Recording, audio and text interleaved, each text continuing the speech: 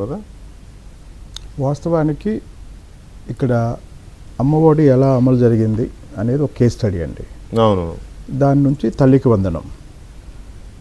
ఇప్పుడు లబ్ధిదారుల సెలక్షన్కి సంబంధించి మిగతా నిధుల కేటాయింపుకి సంబంధించి అసలు అమ్మఒడైనా తల్లికి వందనమైనా ఎందుకు అంటే చదువుకుంటేనే ఒక కుటుంబం అభివృద్ధి చెందిద్ది అనేది వాస్తవం అండి. అందులో డౌట్ ఏముంది? మనందరం స్కూల్లో ఉన్న రోజుల్లో గ్రామాల్లో ఎవరికి బాగా పొలం ఉంటే వాళ్ళు ధనవంతులు అనుకునేవాళ్ళు, లేదా ఎవరికి డబ్బు ఉంటే వాళ్ళు ధనవంతులు అనుకునేవాళ్ళు. ఈరోజు ఏ ఇంట్లో బాగా చదువుకున్న పిల్లలు మంచి ఉద్యోగాలు ఉంటే అదే సంపన్నమైన కుటుంబం. మరి ఇప్పుడు అద్భుతమైన పాయింట్ విక్రమ్ గారు తీసుకొచ్చారు. అదేంటంటే జగన్మోహన్ రెడ్డి గారు ఇంట్లో ఎంతమంది పిల్లలున్నా ఒకళ్ళకే ఇచ్చారు.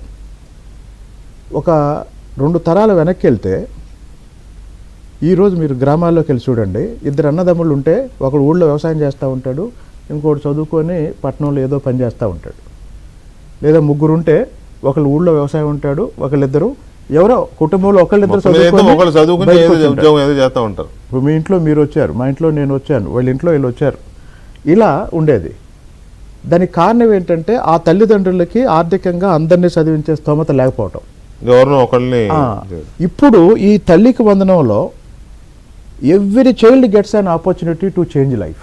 ఇది కేవలం చిన్న ఇందాక మీరు అన్న తర్వాత నాకు అర్థమైంది ఏంటంటే ఇట్స్ ఎ ఫిలాసఫీ. ఇది ఒక చిన్న పథకం కాదు. No doubt. ఒక కుటుంబం యొక్క వాస్తవానికి ఇప్పుడు దీనికి P4 కూడా లింక్ చేయొచ్చు అని నాకు అనిపిస్తుంది. P4 లక్ష్యం ఏంటి? P4 అంటే అది ఎక్కడికో పోద్ది, కానీ నిరక్షరాస్యతని నిర్మూలించడానికి ఇది ఒక కిక్, దాన్ని ఏమంటారు మనం, ఒక కిక్ స్టార్ట్. ఒక్క నిరక్షరాస్యత నిర్మూలన కాదండి, వాస్తవానికి దిస్ ఈస్ ఎన్ ఎంపవర్మెంట్. అదే కీ రోల్. కాబట్టి ఇంకోటి మీరు ఇంకో పదం వాడారు, నాలెడ్జ్ సొసైటీ కోసం పునాది వేస్తుందని. చంద్రబాబు గారి లక్ష్యం ఏంటంటే నాలెడ్జ్ ఎకానమీ సృష్టించడం. ఆ నాలెడ్జ్ ఎకానమీ కావాల్సిన పునాది ఇక్కడ పడుతుంది. ఇప్పుడు మీరు అడిగింది ఏంటంటే 2000 గురించి. వాస్తవానికి ఈ పేద కుటుంబాలకి ఆర్థికంగా సహాయం చేయడానికి ఆ 13,000, కానీ వీళ్ళు బాగా చదువుకొని 13,000 నేను అనేది మేనిఫెస్టోలో 15,000 ఇస్తామని చెప్పారు కదా. ఇప్పుడు ఆ 2,000 కూడా మినహాయించడం ద్వారా 1,300 కోట్లు మీరు ఇప్పుడు అది కూడా ఎందుకు? ఇది ఒక సూచనగా తీసుకుందామండి. ఇప్పుడు ఏమైందంటే ప్రమాణాలు పెంచాలంటే పాఠశాలల్లో మౌలిక వసతులు మార్చాలి. లోకేష్ గారు గత సంవత్సర కాలం నుంచి ఇదే పని మీద ఉన్నారు. ఇప్పటికే కొంత ఆ సంస్కరణల ఫలితాలు కొంత కనపడుతున్నాయి. రాబోయే 2-3 సంవత్సరాల్లో గత సంవత్సర కాలంగా లోకేష్ గారు ఒక మాట అంటున్నారు, ఏపీ మోడల్ ఆఫ్ ఎడ్యుకేషన్. ఈ రోజు కూడా చాలా మంది ఊటీలో చదివిస్తున్నారు, కొడైకెనాల్లో చదివిస్తున్నారు, బయట చాలా చోట్ల చదివిస్తున్నారు. మన రాష్ట్రానికి వచ్చేసరికి ఒకప్పుడు హార్స్లీ హిల్స్లో చదివించేవాళ్ళు, మదనపల్లిలో చాలామంది డబ్బున్న వాళ్ళు. కానీ మొత్తం ప్రభుత్వ పాఠశాలల్లో కూడా మొత్తం దేశంలో ఉన్న విద్యా విధానాల్లో ది బెస్ట్ ఇక్కడ ఉండాలి. It should be called AP model of education అనేది లోకేష్ గారి స్లోగన్. దానికి తగ్గట్టే ఈ ఏర్పాట్లు జరుగుతున్నాయి. ఇందాక మీరు పెన్షన్ గురించి కూడా మాట్లాడారు. అసలు మొత్తం ఆంధ్రప్రదేశ్ సమాజంలో ఎన్ని కుటుంబాలకి ఈ సంక్షేమం ప్రతి నెల వెళ్తుంది అంటే 64 లక్షల మంది పెన్షన్దారులు, ఇప్పుడు 67 లక్షల మంది తల్లికి వందనం.